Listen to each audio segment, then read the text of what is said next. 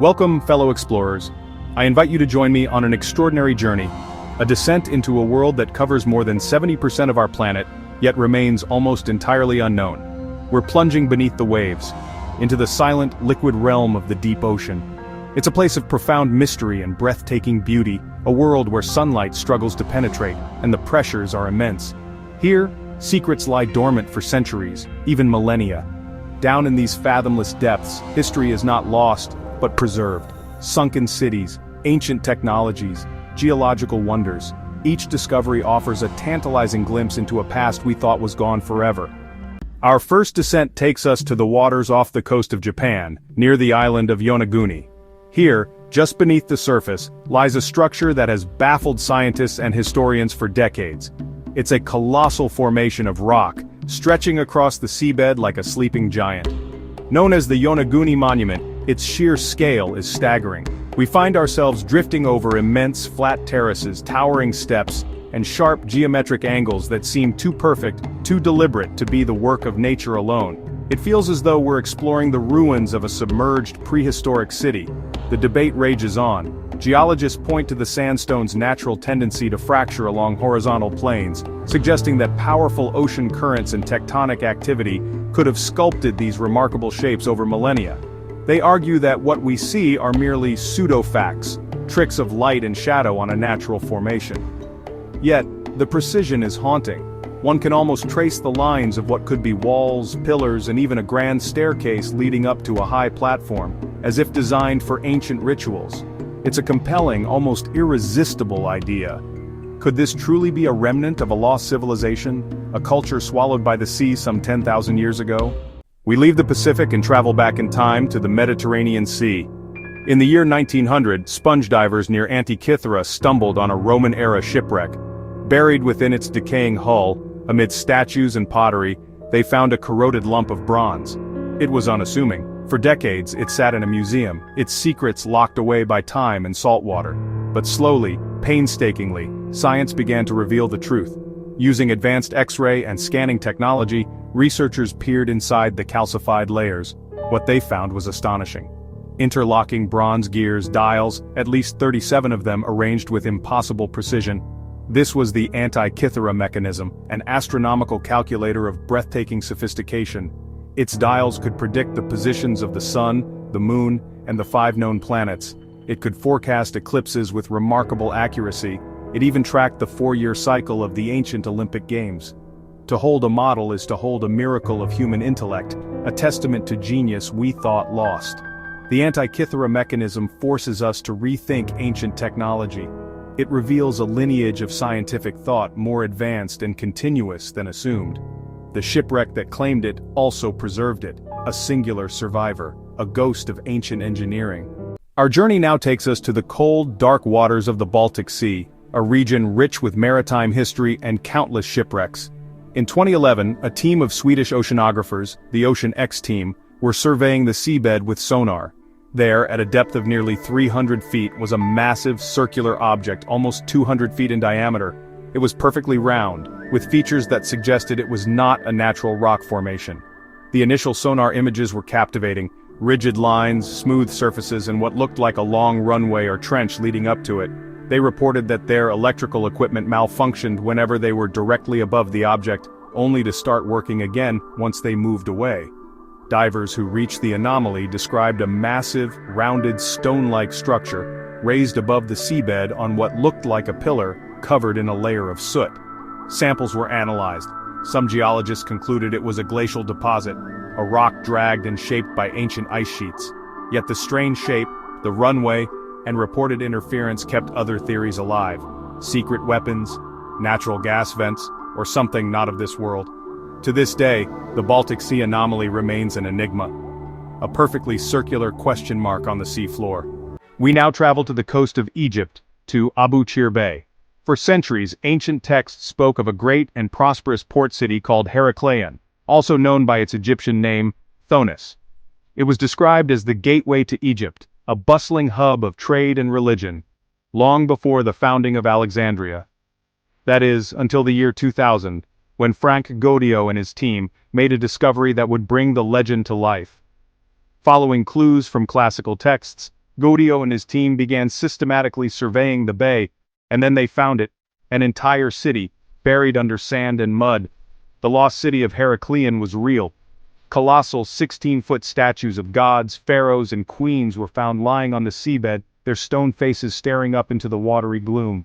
Over 60 ancient shipwrecks were identified. Gold, intricate jewelry, and perfectly preserved stelae told the story of daily life and trade. Each object lifted carefully to the surface is a direct link to a vibrant civilization that had been erased from the map. The rediscovery of Heracleion is one of the greatest archaeological triumphs of our time. A powerful reminder that the ocean can act as a magnificent silent museum. The city sank almost whole, preserved beneath the waves, waiting for us to remember. Our next destination is not the open ocean but a journey inland, into the Yucatan Peninsula of Mexico. Here, the limestone bedrock is riddled with thousands of sinkholes known as cenotes, sacred wells to the ancient Maya. We are descending into one particular cenote called Angelita, a journey through crystal-clear fresh water. But then, at a depth of about 100 feet, something utterly surreal comes into view. It is a river, flowing at the bottom of the cenote, complete with its own banks and fallen trees. This thick, cloudy layer looks for all the world like a flowing river, about 6 feet thick, and to swim through it is disorienting. Once you emerge below the cloud into the salt water, the scene is eerie and magnificent. The light from above filters through the hydrogen sulfide layer, casting a ghostly blue-green glow. Fallen branches rest on its surface, completing the illusion. This underwater river is a unique ecosystem, a place where different worlds collide and life adapts in astonishing ways. Cenote Angelita is more than a dive site. It is a pilgrimage to a place where the laws of the world seem suspended, a silent, flowing magic. We now dive into the Red Sea, a place of vibrant coral reefs and warm, clear waters. But our target is not a natural wonder. It is a casualty of war, the SS Thistlegorm. October 1941. She was anchored, laden with supplies for Allied forces. A floating warehouse bound for the front. In the dead of night, 2 German bombers released their bombs. A direct hit struck the aft hold full of ammunition. A cataclysmic explosion. The ship was torn apart and sank rapidly. 9 crew were lost. For years she lay forgotten, known only to local Bedouin fishermen, rediscovered in the 1950s by Jacques Cousteau. Diving the Thistlegorm today is like entering a 1940s museum. Cavernous spaces filled with Bedford trucks, Norton 16H motorcycles, crates of rifles, piles of Wellington boots. A frozen moment in time, an arsenal intended for battle, now colonized by fish and coral. Glide past the steam locomotive blasted from the deck, now beside the hull. The Thistlegorm is not just military hardware, it is a tomb, a historical site, and a powerful testament to a pivotal moment. Now resting in silent, watery peace, guarded by the creatures of the Red Sea. Our explorations have taken us to oceans across the globe, but now we turn to one of the world's great freshwater lakes, Lake Michigan. In 2007, underwater archaeologists were surveying Grand Traverse Bay when their sonar detected a line of stones arranged in a long, linear pattern, stretching nearly a mile. Midway in the line, a circular arrangement of stones, reminiscent of Stonehenge, and one stone appeared to have a faint carving. Divers and cameras confirmed both the stones and the faint carving, purportedly a mastodon figure, weathered and subtle.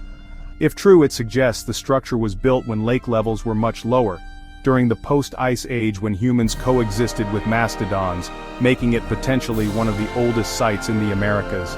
Yet the site is shrouded in secrecy, exact location withheld to protect it, clear photos scarce, fueling skepticism. Until more research is shared, the Lake Michigan Stonehenge remains a tantalizing puzzle, hidden beneath cold, fresh waters. We now journey south to the warm, turquoise waters of the Bahamas, off North Bimini. Lying in just 18 feet of water is a submerged formation of large, rectangular limestone blocks, known as the Bimini Road. To swim over it, it looks unmistakably like a paved road. Some point to uniform edges, grooves, and layered construction, even tool marks. Geologists countered that the formation is natural beach rock, carbonate cementation fracturing into block-like patterns, with erosion and organisms producing apparent tool marks. Discovered in 1968, it remains alluring. For some it hints at Atlantis, for others it is geology. The site still draws divers, mystics, and researchers alike. The road lies silently in the shallows, where science and myth collide. For our next discovery, we leave behind the ancient world and dive into the history of our modern age. Our destination, the deep Atlantic, more than 3 miles beneath the surface, in a lightless realm of crushing pressure. Fueled by a passion for Apollo, Jeff Bezos funded a private expedition using state-of-the-art deep-sea sonar and ROVs to scour a vast area. In 2013, after years of searching, the sonar images revealed mangled metal shapes, the twisted remains of F-1 engines. ROV footage documented battered but unmistakable features, cracked injector plates and massive flanges. Raising these heavy, fragile artifacts from the abyss was an incredible feat of ocean engineering. Lines attached, winches hauling, crates prepared. After careful conservation, numerous components, thrust chambers, injector plates, gas generators, were cataloged and conserved. Now on display, they are symbols of our journey to the moon, and our ability to reach down and recover our own history from the most inaccessible place on Earth. These engines remind us that the deep keeps both ancient mysteries and very recent stories alike. For our final discovery, we are not looking for something lost, but something intentionally placed. We are visiting the world's underwater sculpture parks, galleries on the seabed where art and reef become one. In Grenada, Vicissitudes, a circle of life-sized figures, stands as a haunting, evolving work of art. Over the years, corals, sponges, and algae paint their gray skin with vibrant life, transforming art into reef. Near Cancun, the silent evolution, over 400 figures, includes scenes like a man watching a television, a man at a desk, and a Volkswagen Beetle. These installations serve as artificial reefs, sheltering fish and drawing tourism away from fragile natural coral systems. They are profoundly moving, a new dialogue between humanity and the ocean. To swim through these silent, submerged crowds is an unforgettable, almost spiritual experience. The slow, inexorable process of nature reclaiming human forms creates a scene of both melancholy and hope. These parks are perhaps our most beautiful offering to the deep, a recognition that the future of our oceans is tied to our creativity and care. Our journey beneath the waves has come to an end, but the mysteries of the deep are endless. We have witnessed sunken cities, ancient computers, geological marvels, time capsules of war, and modern galleries beneath the sea. Each discovery reminds us how much of our planet's story is still waiting to be told, hidden just beneath the surface. If you enjoyed this voyage, leave a comment and tell me which discovery amazed you most. Subscribe to join future journeys into the unknown. Thank you for diving in with me. Your curiosity fuels these voyages. Thank you for watching until the very end.